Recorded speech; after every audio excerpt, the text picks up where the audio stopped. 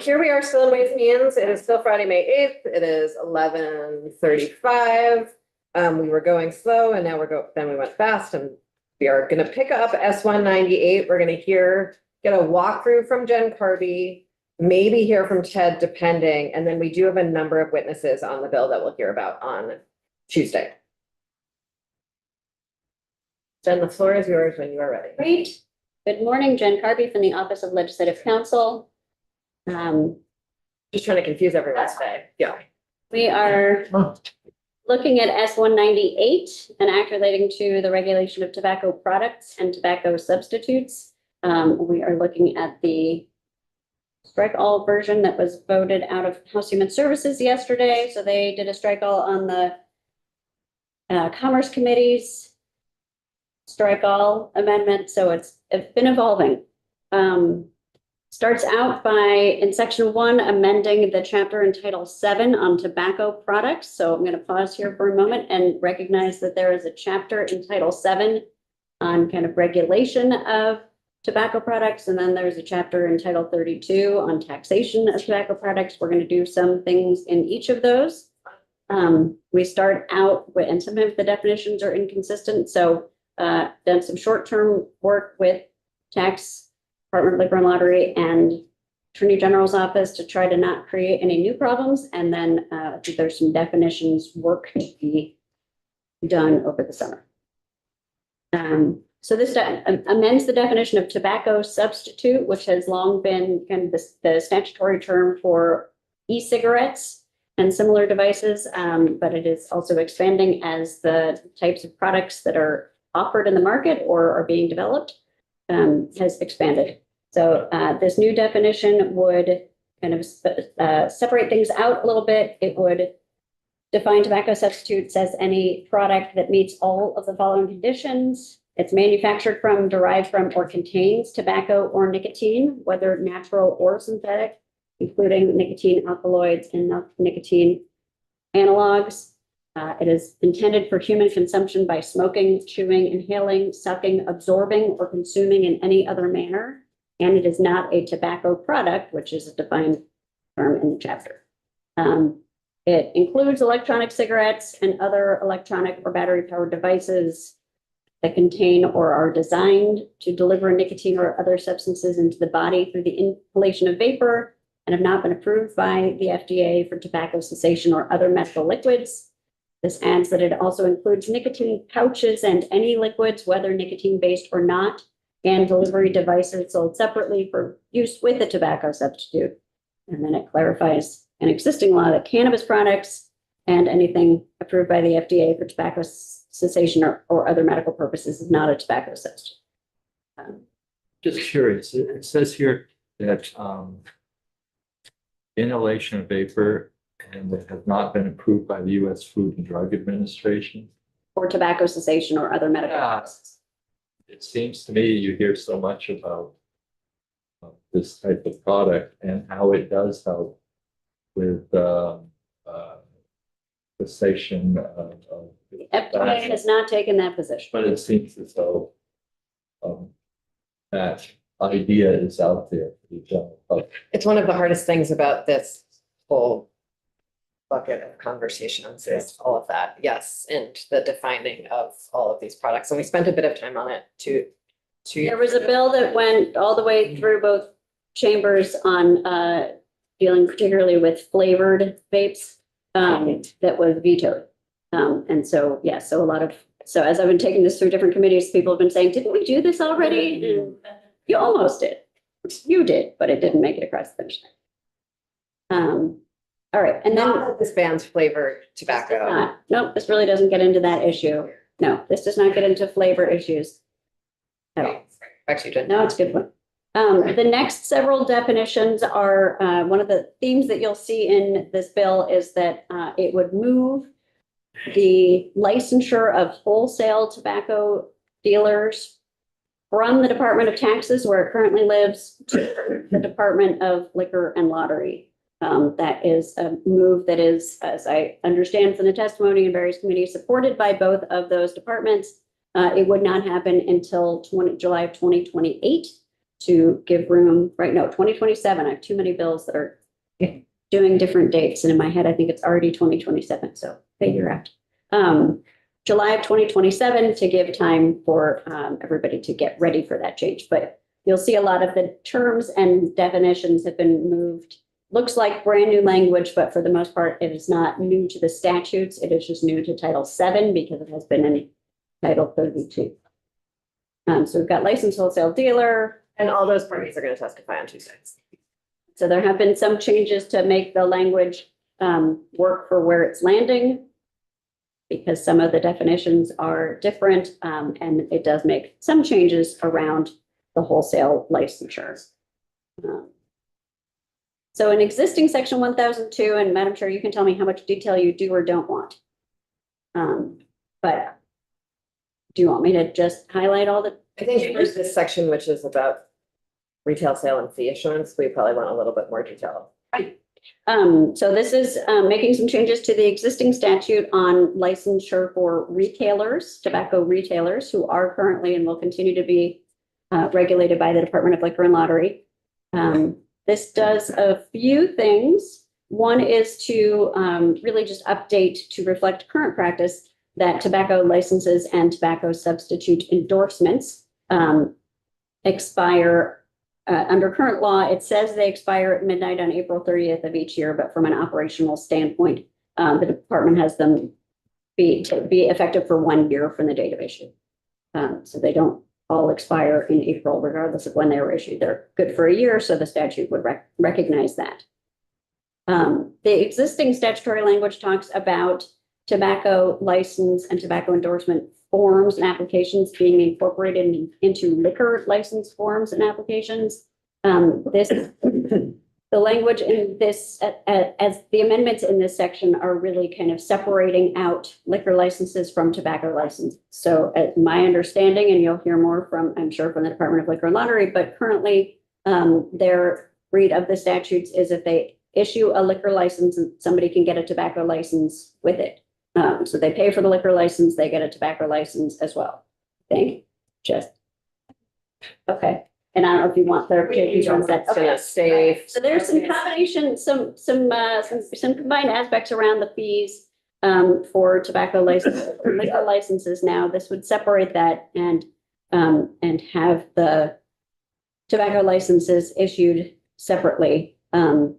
And so striking out references where there are 2 liquor licenses in this section and just relying on tobacco licenses and tobacco substitute endorsements under current law and not changed by this bill. Somebody who wants to sell tobacco substitutes, so e-cigarettes, now more clearly nicotine pouches, they've been incorporated into that concept under existing law, but more specifically would need to get a tobacco substitute endorsement in addition to just a tobacco license. So to sell cigarettes, you need a tobacco license. To sell tobacco substitutes, you need a tobacco substitute endorsement. There is no selling just tobacco substitute without getting a tobacco license. So there's some updating language happening around the flow of information, money, and forms when somebody is applying for a tobacco license or a tobacco endorsement. Under current law, it says they apply to the legislative body of the municipality and pay fees that then get forwarded to the Division of Liquor Control and the Department of Liquor and Lottery. This is more reflective of what happens today because of the ability to do all of this online. So there's less mailing documents and checks around. They use the application provided by the board. They do still pay fees, but they pay them directly to the Division of Liquor Control.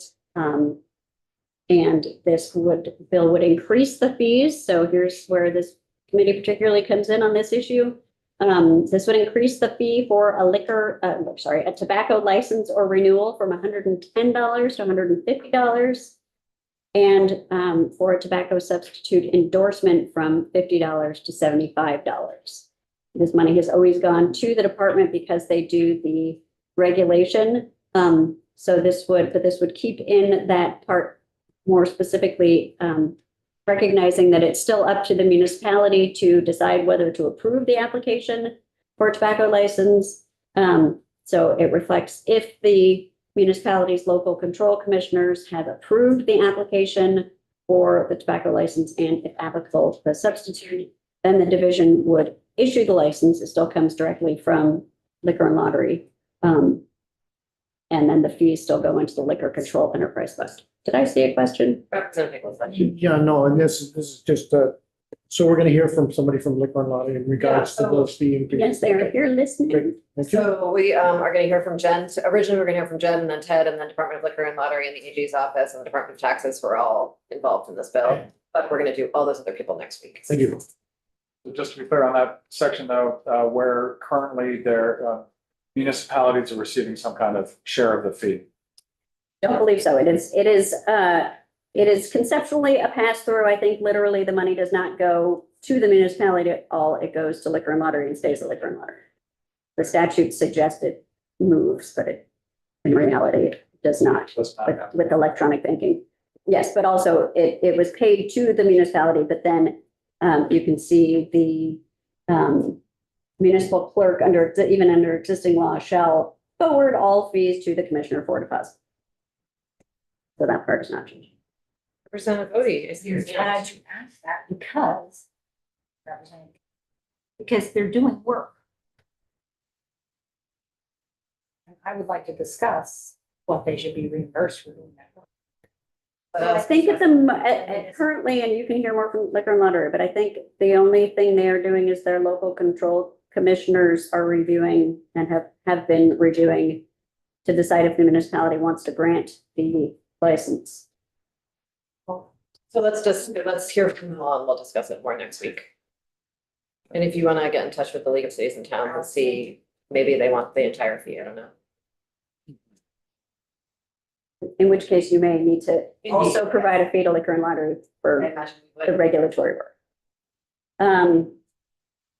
Under existing law, somebody who sells tobacco products, tobacco substitutes, or tobacco paraphernalia without getting a license in violation of this section is guilty of a misdemeanor and subject to a criminal fine. This would get rid of the misdemeanor and change this to a civil penalty. It would increase from not more than $200 for a first offense to not more than $2,000, and from not more than $500 for a first offense to not more than $5,000 for a subsequent. This is clarifying there are, in addition to under current law, nobody can engage in the retail sale of these products unless they're a wholesaler or have purchased them from a wholesaler. This adds in the reflection that this also prohibits importation, distribution, and wholesale sale unless the person is a wholesaler or has purchased them from a wholesaler. And then again, not dealing with cannabis, all cannabis is separate. Then we get to what looks like all new language, but is largely just moved over from Title 32, effective in 2027, on the licensure of wholesale dealers. So this requires wholesalers to get a license. This would be from the Division of Liquor Control in the Department of Liquor and Lottery before engaging in the business of selling tobacco products or tobacco substitutes in this state, and they can only sell them to other licensed wholesalers or retailers. The application and issuance of a license under current law, the way Department of Tax administers this, somebody applies for a wholesale license once, it does not expire and there is no fee. This would have these, you'll see in a minute that they will expire, just like the retailer licenses do, and it establishes a license fee of $1,245 annually for each outlet that the wholesaler owns or controls. That amount is consistent with the fee for a liquor wholesaler under the DLL purview. So that's why that amount. Yes, so it seems like by separating these two, the liquor from the tobacco, and then now that's increases the fees. So There's another increase. this is a new fee on wholesalers that had not previously existed. Right, so that's a lot. Sounds like there's a lot going on here. Why did they? We're gonna hear from lots of people about it, so let's not have opinions until we hear from more witnesses. Okay, so I then mean, you have the, as many opinions as you want, it just they might change when you hear from. Yeah. This does increase the penalties for wholesaler sales without a license as well, and increases, those penalties exist, but they are not the same amounts, so this increases those penalty amounts to be consistent with the newly increased penalty amounts for selling without a retailer license. Term of the license, as I mentioned, under current law, under the Department of Taxes, the licenses do not expire. These licenses would expire, they'd be valid for 1 year from the date of issue. And it continues to allow revocation if the wholesaler fails to comply with relevant statutes.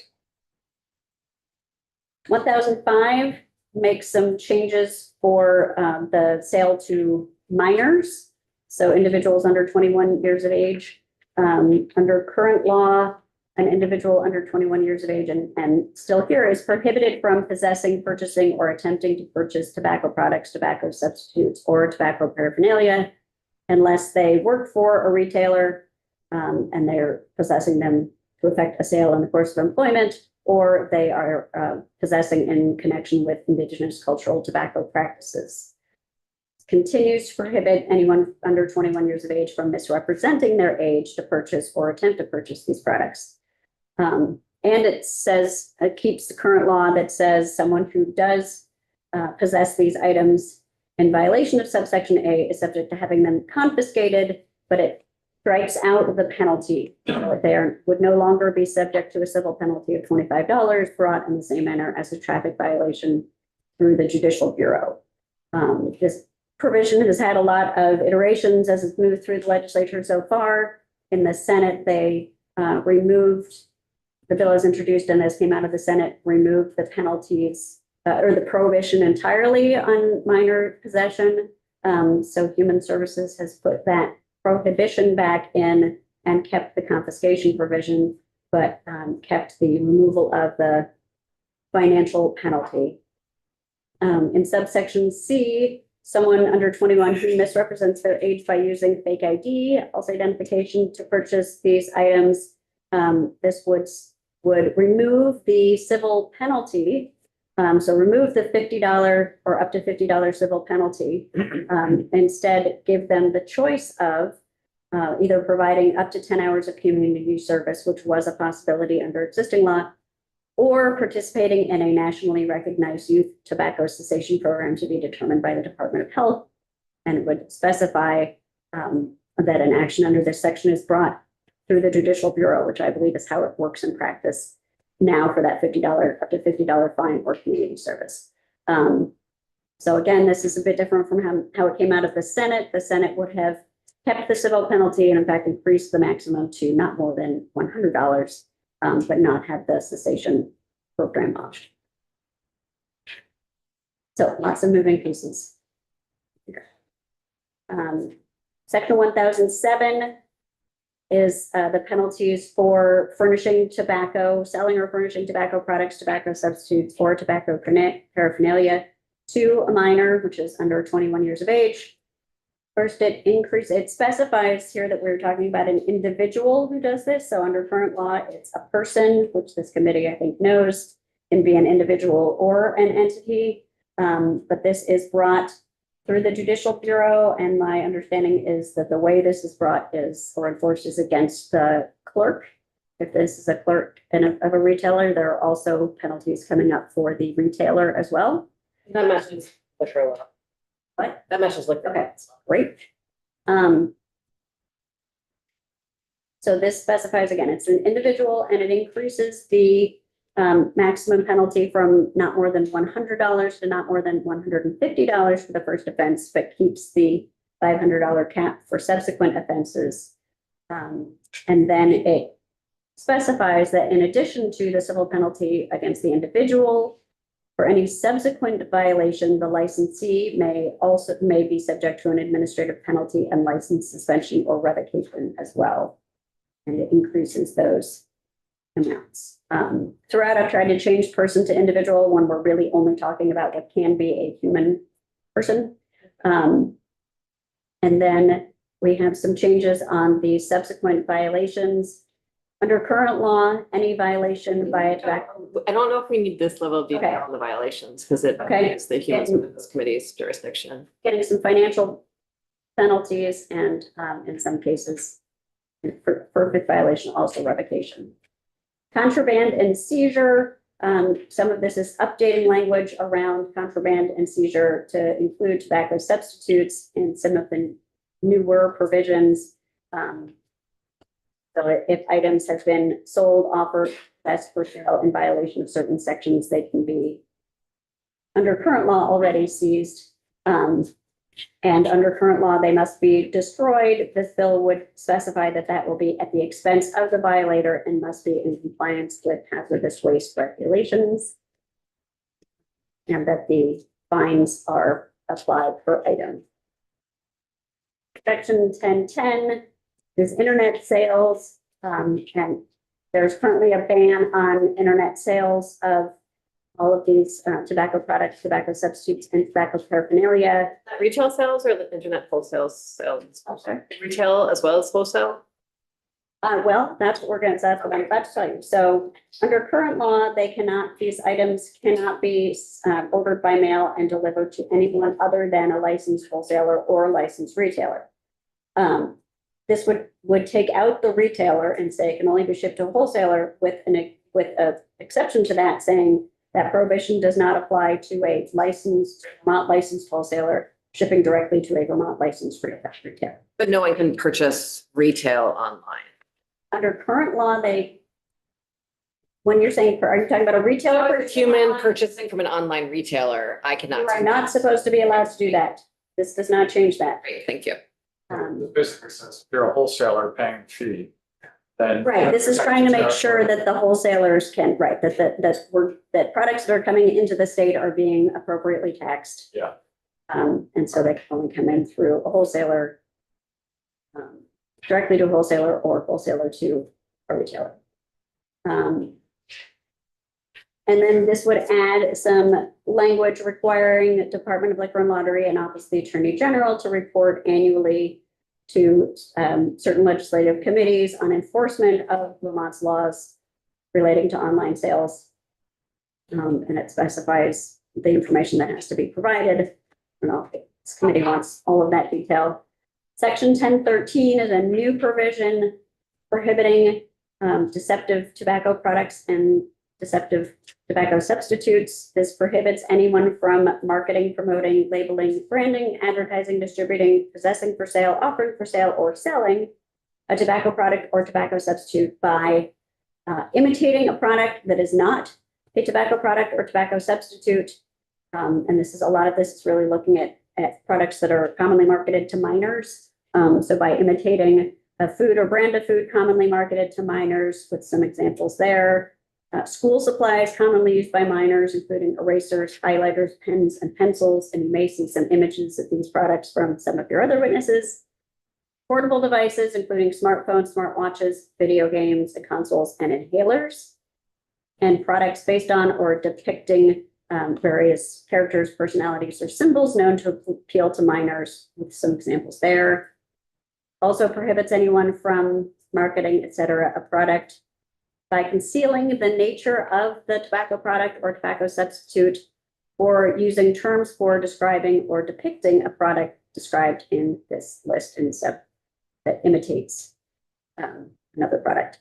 And then it gives the Attorney General's office enforcement authority for violations, and makes it pulls in the Consumer Protection Act as well. Section 2 is a conforming change based on the changes in 7 VSA 1005 for the Judicial Bureau. Section 7 makes some changes to a Department of Liquor and Lottery, sort of more general statute around their suspension and revocation and administrative penalty authority. Some of this is, again, sort of clarifying cleanup language, separating out the tobacco license and liquor licenses. specifying where the general administrative penalty authority applies, and putting the tobacco licensees in with other types of licenses and taking out this administrative penalty specific to tobacco licenses here.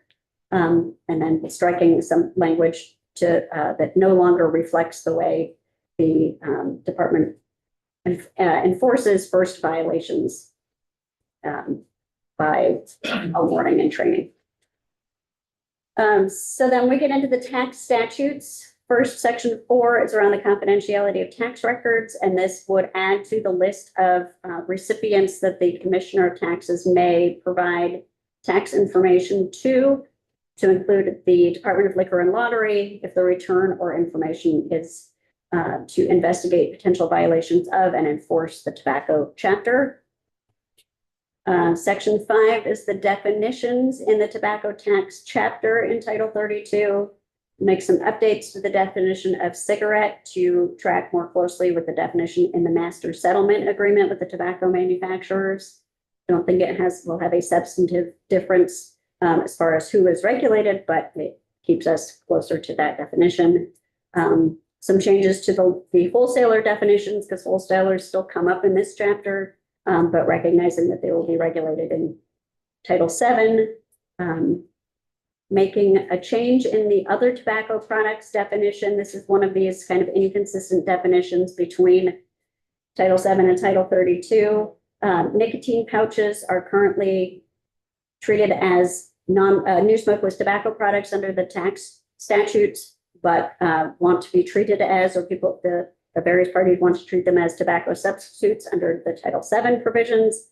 So this would carve nicotine pouches out of the definition of tobacco substitute as it fits in the other tobacco products definition for tax purposes, and make sure that they are actively specified in the new smokeless tobacco definition in the tax chapter. So this was in consultation with Department of Taxes and others, are kind of short-term workaround while a longer detangling of the definitions. And that's something that we're gonna want to understand better with Ted.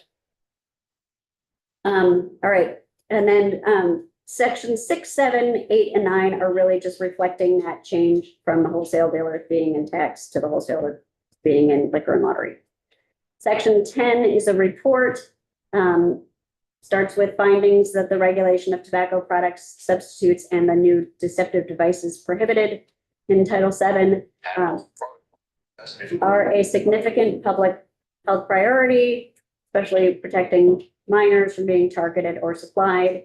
It would direct by January 15th of next year, Department of Liquor and Lottery, in consultation with the Attorney General's office, to evaluate and report back on compliance checks, whether enforcement staffing levels are sufficient to meet compliance targets established in existing law, including that on dealing with deceptive devices, restrictions on internet sales, and expanded wholesale licensure, any unmet enforcement needs identified, and whether additional staffing is needed to materially improve compliance and enforcement.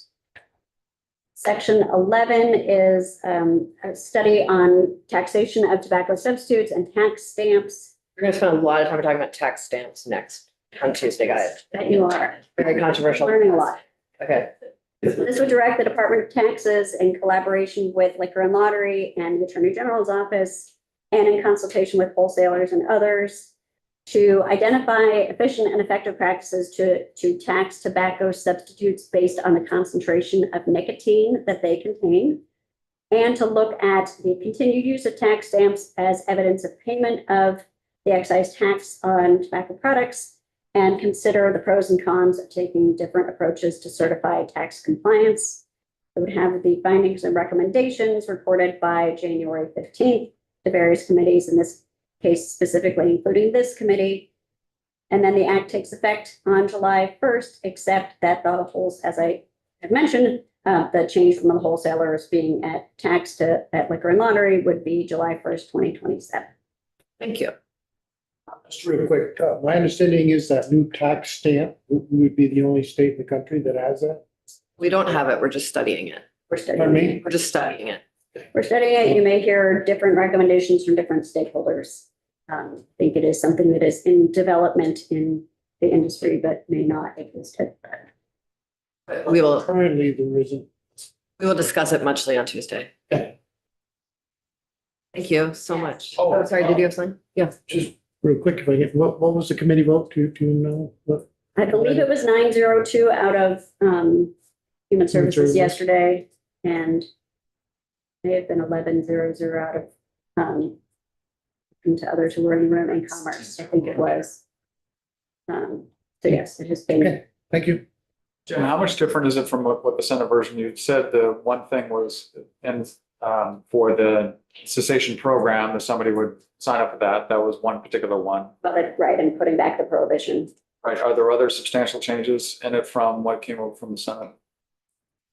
Some, I'm gonna have to go back and do, the markup version of what the Senate did, what Commerce recommended, what Human Services changed it from, what Commerce recommended and what the Senate recommended. But not substantial. I think it depends on your position on any Okay. particular issue. Thank you so much, Jen, for coming in here on the fly. And folks, I'll see everyone